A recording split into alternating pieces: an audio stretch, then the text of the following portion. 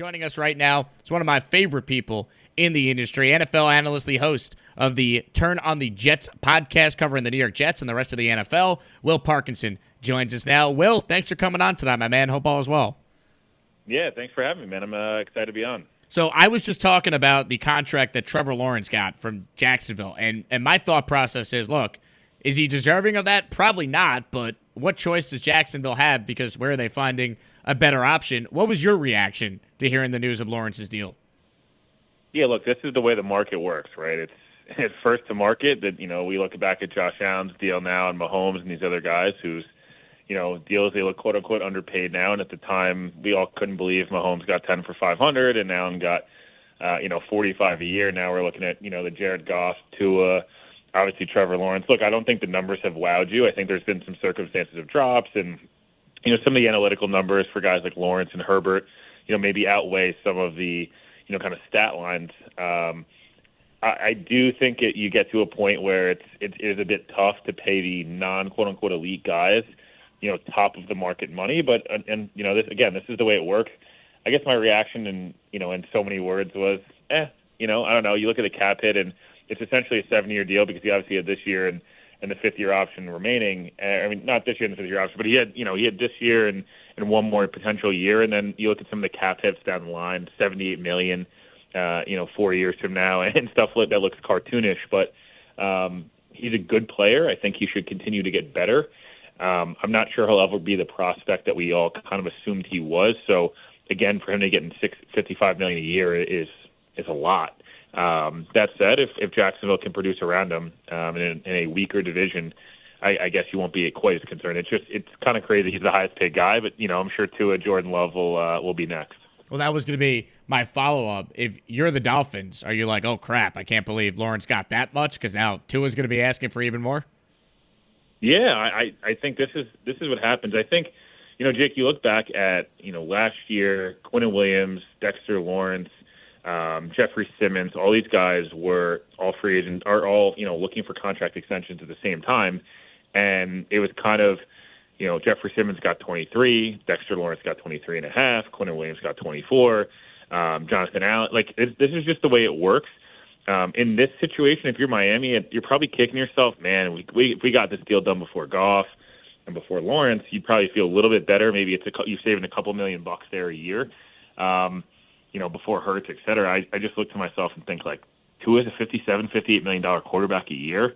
Is he one of the 3 or 4 best guys? No, probably not. So I just think, you got to get to the market as quick as possible, and you got to be proactive about these extensions. And Miami and Tua haven't been able to come to a deal. I'm sure they will. And look, if you're Dallas, Miami, Green Bay, you're sitting there going, dang, he got that. We wish we would have gotten that number. And now, you're going to look at it, and they're all going to ask for more because that's the way the market works. Unfortunately, if you're Miami, but this is the price you pay. And Tua had a fully healthy year, was really good in the beginning of the year and even midway through. And now he's probably going to get rewarded and get, 57, 58 a year, which is, obviously insane to think about if you think about the discourse around Tua that 12 months ago. Well, speaking of the discourse around a certain quarterback, we're talking with Will Parkinson. He's a longtime NFL analyst, host of the TOJ podcast, Turn on the Jets. Aaron Rodgers, he skipped a minicamp this week, and you would have thought he should be tarred and feathered by some based on the reaction to this story. You're based in New York. What did you make of the hoopla surrounding Rodgers not being there for the 2 practices this week? Yeah, so look, I think there's a couple of things here, and it's, of course, impossible to have a nuanced conversation, right? And me and you have talked about this, before, but optically, Rodgers not being there, yeah, obviously not ideal, right? I think just in anything, not ideal. You obviously want your quarterback there. All the other 31 starting quarterbacks were at their mandatory minicamps. Is it not ideal that Rodgers, obviously not by any of his own doing, obviously, but, missed last year due to injury, and so we've just, a lot of headlines around Rodgers have not been football related. All those are very fair, and yes, in an ideal world, you would have loved to see Aaron Rodgers at mandatory minicamp doing virtually nothing, but just being there, being the leader we all want him to be, for those 2 days. All of that's fair. That said, it's not a big deal. I simply think it's pretty much a non-story. It obviously is a story because it's Aaron Rodgers, but he's been there all offseason. He's been there for phase 1, phase 2, phase 3. Every single minicamp practice, which by all accounts from every player I talked to were much more intense than minicamp. You talk to former teammates, you talk to current teammates. I think, is it a distraction? I guess just because they have to answer questions on it, but in reality, did it really matter that much? Not really. So my reaction is, will we really be talking about this in a month? Probably not.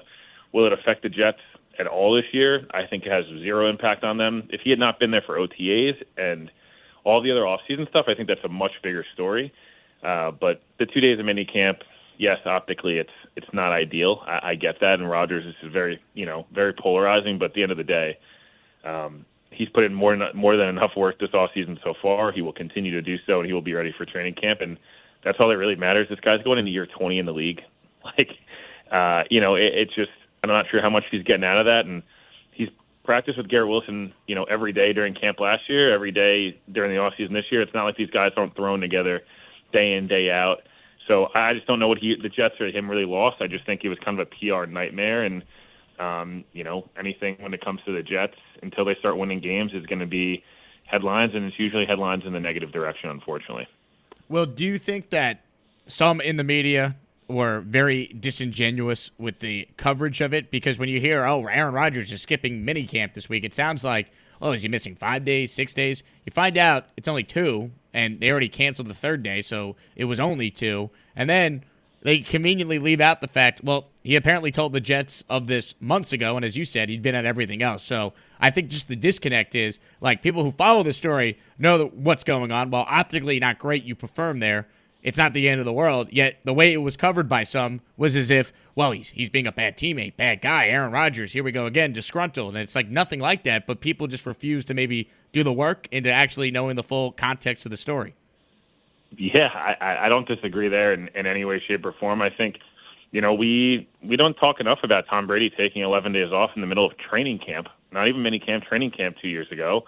And it's because of, obviously, his history of winning and the image and culture and all these different things that he's portrayed. He gets the benefit of the doubt. And, again, I understand Aaron Rodgers says things and does things that send people in both directions. And that may be the case. But, I thought the reaction of the Jets, this is a huge deal. This is why they won't be successful this year. This is why he's not a good football player. This is why he's a bad teammate. This is just like 2022. He didn't show up at all the whole offseason. That's not any of that. None of that occurred. I think, again, it's okay to be disappointed. Hey, couldn't you have moved your trip? The Jets probably should have got out in front of it. They probably should have said this in the beginning of OTAs, beginning of minicamp, or any of these media availabilities for Robert Saleh or Aaron Rodgers. Hey, he's got an event planned. He's got this trip planned. He's told us about it. We're not happy about it, but we understand that's his decision. And he's a veteran quarterback. He's a 4-time MVP. He's won an MVP in, more than in a quarter of the seasons. He's been the best player in the world a quarter of the seasons, and not more so than he's ever started in the NFL. All those different things. You could have gotten in front of it. And again, it's okay to be disappointed, but the coverage of this is an indication why the season is going to be terrible and stuff. Listen, man. September 9th, if Aaron Rodgers goes out there and throws 250, 3 touchdowns, and the Jets upset the 49ers, nobody's going to care, and I can assure you nobody's really going to think very much about June 10th and June 11th when Aaron Rodgers was overseas on the trip. It just, the context does matter. Lamar Jackson missed the majority of OTAs and wasn't spoken about. You know what I mean? And I don't think the Ravens are going to be any worse off because of it. The coverage around Rodgers can be very frustrating at times, and if he said something about somebody in the media or some section of the media, he gets very, they go right back at him, and all power to it. That's the way it works. But, I'm sure Rodgers, when he speaks to open training camp in 41 days from now, he will have a lot to say about it, and people are going to like it or hate it, but it's going to be news, and that's the way it works when it comes to Aaron Rodgers. Is he out of the country, Will? You seemingly implied he's on a trip. I saw, Rich Simeon at ESPN said maybe he's in Egypt. Do you have any insight on where he is? I would say, without saying, Rich is very much onto something there. It's the best I will go with at this time. But Rich is onto something, and he's not far off, I would say. Interesting. All right, so he could be in Egypt. Worth pointing that out. All right, actual football story with the Jets I wanted to get your thoughts on because you cover the team so closely. Hassan Reddick, who they acquired in the offseason from the Eagles. Now, he didn't show up to any of the OTAs, the volunteer stuff, and he was not there for minicamp either. What do you think ultimately happens with Reddick, who, of course, wants a new contract? He didn't get it from Philly and now seemingly wants the Jets to give him a new deal. Yeah, so I think there's really two options here that are the most feasible and the most realistic. I think option one, which is the option I think Reddick's probably hoping for, I think the Jets would be okay with. Granted, you can kind of move some of the things around salary cap wise. I think the Jets are about $6 million in salary cap space at the moment. Obviously, can push money out via void years and all those different types of things. I think the option one is to do a similar deal to what Danielle Hunter got with the Texans. Is it that Danielle Hunter got 2 for $49? Reddick's currently at 1 for $14.5. Would be basically bumping up his 2024 money as well as guaranteeing his 2025 money. The Jets are really in a 2-year window here with this specific core around Rodgers. That would allow the Jets to then pay Jermaine Johnson once Reddick's money fell off. So it'd be really like 2 for 50, 2 for 55 range, pretty much middle to top of the market money. Not quite to the Nick Bosa at 34. I'm sure the Michael Parsons at 36, 37, the TJ Watts at 30, Myles Garrett's at 25. So somewhere in that $25 million a year range, which Reddick, again, same age, same production level, if not actually better than Danielle Hunter. I mean, stayed very healthy throughout his career. I think he's only missed one career game because of COVID. So that's option one. The other option is the Jets don't give him an extension. They basically guarantee / add, a bunch of incentives into his deal. So his deal really is, 1 for 30 theoretically, and he's got to hit, 10 sacks and an All-Pro and different things that they've done with, guys like Tyron Smith and Mike Williams this offseason. So I think the most likely is probably option two, just because, they haven't come to a deal yet. But if I was the Jets, I think getting option one, getting Reddick locked in for this year and next year, getting, the best out of him at age 29 and 30, very much in your prime for an edge rusher. You're in this 2-year window before you have to pay guys like Breece Hall, Sauce Gardner, Garrett Wilson, Jermaine Johnson. Before you have to pay those guys, you might as well kind of maximize this window. And I think either a deal in that 2 for 50 to 55 range for Reddick, or incentivizing and guaranteeing. He's zero money guaranteed for this year. It's part of why he wants that new deal. I think he's 17th, highest paid edge rusher at the moment. Reddick's 4th most in the NFL in sacks the last 5 years. So you get why he wants the new deal. You want to bet on yourself a little bit, but again, if you're Reddick, you want to get some of that money guaranteed. So the Jets either got to add money guaranteed and incentivize that deal to raise that value, or add a second year and really kind of give him an opportunity to earn, what he feels like he fully deserves. And he was on one of the best value deals in the NFL the last couple of years. I'm not sure the Jets are going to be able to get away with, paying him $14.5 million this year. That doesn't seem like, a likely outcome. Will, good insight. Really appreciate you joining us tonight, man. Thanks so much. Yeah, thanks so much, man. Enjoy, and, go Yanks.